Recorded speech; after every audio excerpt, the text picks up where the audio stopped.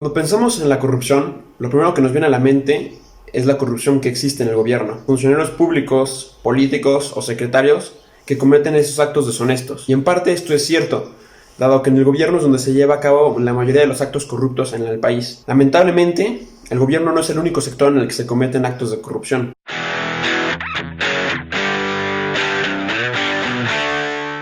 El sector privado, y sobre todo las empresas privadas, son las que más cometen este tipo de actos. De acuerdo con la Asociación Mexicana de Profesionales de Ética y Cumplimiento, el 80% de las empresas mexicanas realizan actos de corrupción en México. La gran mayoría afirma que estos actos son necesarios para obtener permisos, licencias, ventas, trámites, etc. Es lamentable que las empresas privadas consideren esto necesario e incluso justificable. Y es que la corrupción representa una gran pérdida económica para las empresas. Se cree que el costo de la corrupción alcanza el 9% del PIB nacional, y esto solo considerando a las empresas privadas. Y bueno, hablando de corrupción, uno de los casos más conocidos es el de la constructora argentina TechHit. Se le han acusado de realizar sobornos a Brasil y Argentina, y también tener algunos contratos que incluyen corrupción con Egipto y otros países del Medio Oriente.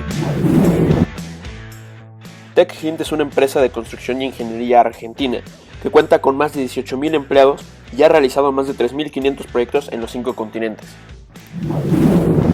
¿Cómo participa activamente en la corrupción?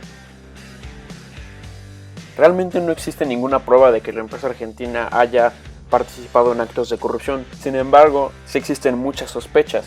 La empresa constructora argentina TechHint formó parte de lo que se le llegó a conocer como el Club de los Constructores en Argentina. Este fue un grupo de varias empresas de ingeniería y construcción, las cuales realizaron varios proyectos para el gobierno argentino, y que años más tarde se descubrió que muchos de esos contratos y licitaciones fueron obtenidos a bases de sobornos del gobierno argentino. Sin embargo, TechHit ha mencionado en repetidas ocasiones a diferentes medios de comunicación que él no tuvo ninguna participación en esos actos de corrupción.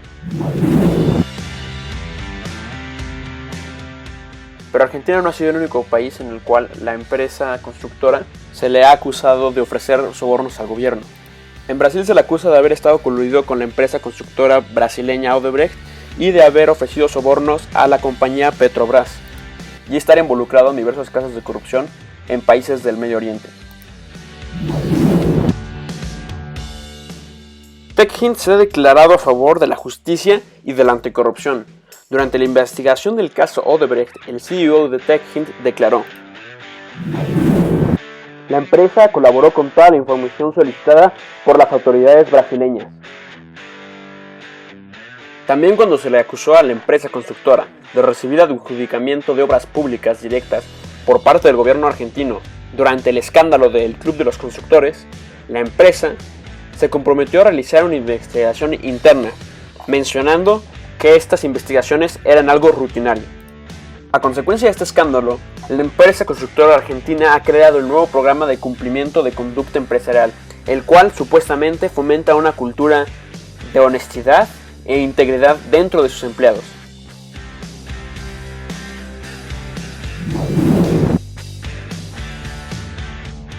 En conclusión, la corrupción dentro del sector privado es algo que está muy presente en la actualidad. Es algo que muchas veces no consideramos que pase, ya que pensamos que la corrupción solamente ocurre dentro del gobierno de cada país. El sector privado es corrompido por la corrupción día con día. Existen cientos de ejemplos de empresas que se han visto envueltas en casos de corrupción, como está Volkswagen, Pemex, Odebrecht y en este caso TechHint, la cual, aunque no se le ha podido probar ningún caso de corrupción, tantas investigaciones que se están llevando a cabo en diversos países del mundo nos hacen pensar que la empresa argentina ha estado involucrada en casos de corrupción.